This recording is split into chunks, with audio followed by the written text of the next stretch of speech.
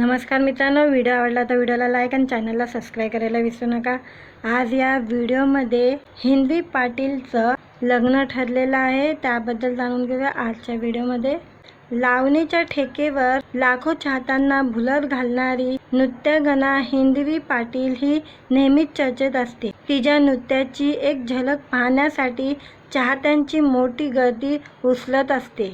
मात्र यावेळी हिंदवी तिच्या नृत्यामुळे नव्हे तर वैयक्तिक आयुष्यामुळे चर्चेत आलेली आहे। लाखो तरुणांच्या मनावर अधिराज्य गाजवत असलेली हिंदवीने तिच्या रिलेशनशिप आणि लग्नाबाबत पहिल्यांदाच मनमोकळेपणाने भाष्य केलेले आहे। विशेष म्हणजे तिने आयुष्यातील जोडीदाराबाबत आणि तिचे लग्न कोणाशी होणार असल्याचे सांगितल्याने चाहत्यांमध्ये एकच चर्चा रंगलेली आहे।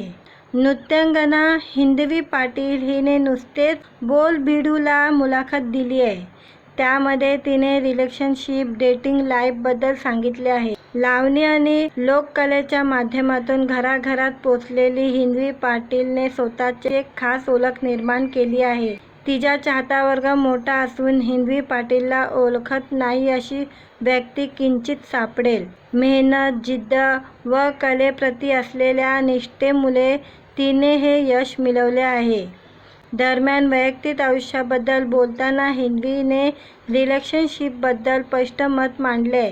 ती म्हणाली, कोणाला डेट करायचं किंवा कोणासोबत बाहेर जायचं म्हटलं तरी विश्वास ठेवायचा कोणावर हा मोठा प्रश्न असतो। माझ्या नावाचा वापर करून घेणारे अनेक लोक आहेत, त्यामुळे मी सहज कोणावर विश्वास ठेवू शकत नाही। माझा विश्वास फक्त माझ्या आई वडिलांवरच आहे, असे मत हिंदवी पाटीलने मांडलेले आहे। त्याबरोबर हिंदवी पाटीलने तिचे लग्न कोणाशी ठरले हे सुद्धा स्पष्टपणे सांगितले।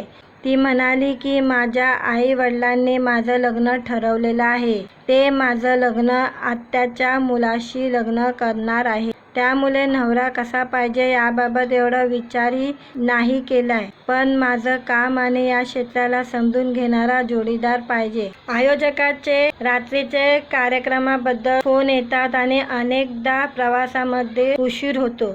या गोष्टी माझ्या जोडीदाराने समजून घेतले पाहिजे।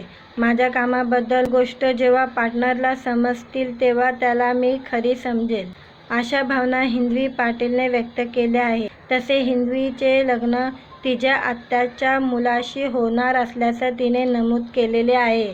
मित्रांनो, व्हिडिओ आवडला तर व्हिडिओला लाईक आणि चॅनलला सबस्क्राईब करायला विसरू नका।